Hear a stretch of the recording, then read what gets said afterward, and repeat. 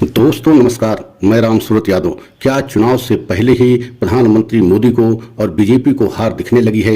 यही कारण है कि इस समय आप देख रहे हैं किस तरीके से प्रधानमंत्री मोदी जी हैरान परेशान दिखाई दे रहे हैं और पूरी बीजेपी में एक तरीके से भगदड़ मची है। तो क्या प्रधानमंत्री मोदी को स्वयं भी इस बार चुनाव से पहले ही हार उनको दिखने लगी है? और इसके पीछे का कारण क्यों है, क्या है, ऐसा क्यों है कि बीजेपी को पहले चुनाव से पहले हार दिखने लगी है? क्या इंडिया गठबंधन बहुत मजबूत हो गया है या इसके पीछे और कोई रहस्य है, या प्रधानमंत्री मोदी का सुप्रीम कोर्ट से पंगा लेना ये एक बहुत बड़ा फैक्टर बन रहा है? मतलब आज हम इसी पर पूरा खुलासा करेंगे कि प्रधानमंत्री मोदी का 2024 चुनाव से पहले क्या हार प्रधानमंत्री मोदी को दिखने लगी है। और आपको ये भी बता दें कि ऐसे में जो भी इंटरनल सर्वे आ रहे हैं प्रधानमंत्री मोदी को बेहद परेशान कर रहे हैं। आरएसएस स्वयं कई इंटरनल सर्वे कराया, बीजेपी भी जो है गुप्त इंटरनल सर्वे कराया, लेकिन उसमें जो भी खबर निकल कर आ रही है वह बीजेपी के लिए बहुत हैरान करने वाली खबर आ रही है, क्योंकि बीजेपी का ग्राफ लगातार गिरता जा रहा है।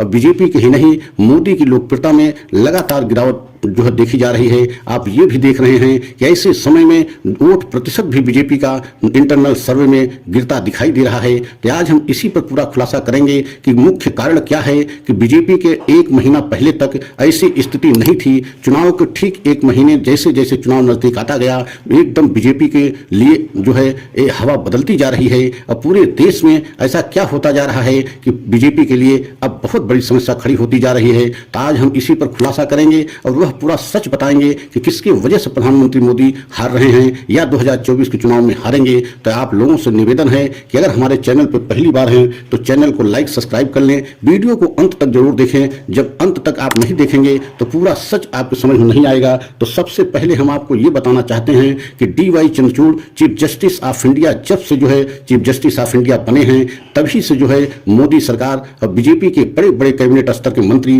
वो चाहे कानून मंत्री हों या अन्य कोई बड़े मंत्री हों, आए दिन आपने देखा है कि सुप्रीम कोर्ट से पंगा लेते रहे। और खासकर मोदी सरकार की मंशा ये थी कि जो कोलेजियम सिस्टम है, सुप्रीम कोर्ट में एक कोलेजियम सिस्टम है, उसके तहत जो है देश के सभी हाई कोर्ट और सुप्रीम कोर्ट के जजों की नियुक्ति होती है। और उसी कोलेजियम सिस्टम में एक तरीके से अपनी मनमानी चलाने के लिए मोदी सरकार और मोदी जी हमेशा जो है DY चंद्रचूड़ से पंगा लेते रहे, सुप्रीम कोर्ट से पंगा लेते रहे और सुप्रीम कोर्ट को असहज करते रहे। और DY चंद्रचूड़ के खिलाफ आपने देखा भी है किस तरीके से जो है मोदी और बीजेपी सरकार के IT सेल ने बहुत प्रोपोगंडा भी चलाया। मतलब इंटरनेट पे उनके खिलाफ बहुत सारी गलत जो है भ्रामक जो है जानकारियां प्रोपोगंडा चलाया गया, लेकिन DY चंद्रचूड़ कभी जो है उससे विचलित नहीं हुए और पूरी तरीके से जो है प्रधानमंत्री मोदी को और पूरी बीजेपी सरकार को बता दिया कि कोलेजियम सिस्टम में किसी तरीके से बदलाव की संभावना नहीं है और न ही उसमें सरकार के प्रतिनिधि की जरूरत है।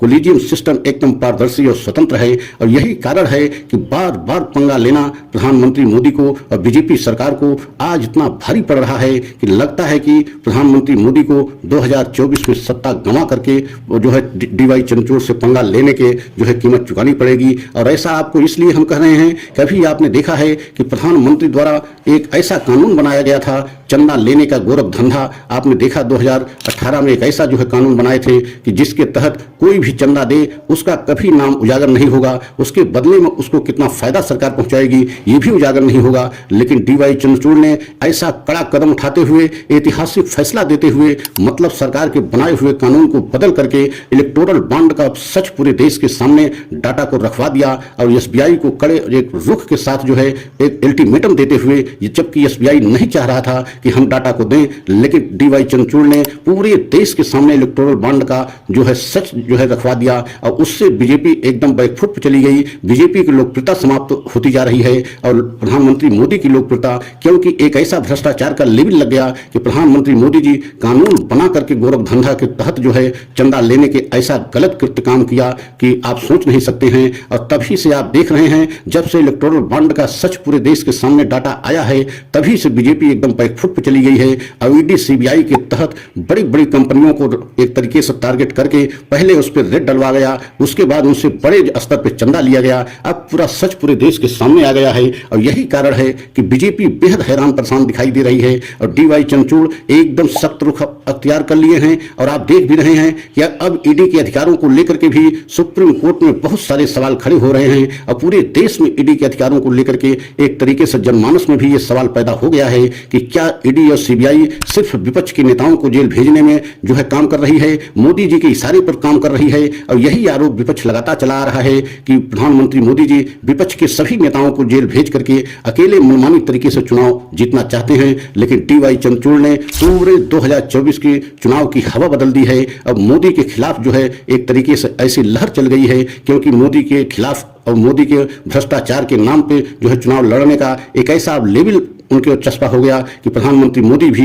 भ्रष्टाचार में संलिप्त हैं। और यही कारण है कि इस समय बहुत ही ज्यादा बीजेपी हैरान परेशान देखी जा रही है और लगता है कि डीवाई चंद्रचूड़ की वजह से मोदी को सत्ता गंवानी पड़ेगी। तो आप समझ सकते हैं कि डीवाई चंद्रचूड़ से सुप्रीम कोर्ट से पंगा लेना मोदी को कितना भारी पड़ेगा। लगता है कि 2024 में सत्ता गंवा करके ही कीमत चुकानी पड़ेगी। तो अगर हमारा यह वीडियो आपको अच्छा लगा हो तो लाइक सब्सक्राइब करें, कमेंट के द्वारा अपनी राय दें। अगला वीडियो पुनः लेकर के आएंगे। जय हिंद, जय भारत।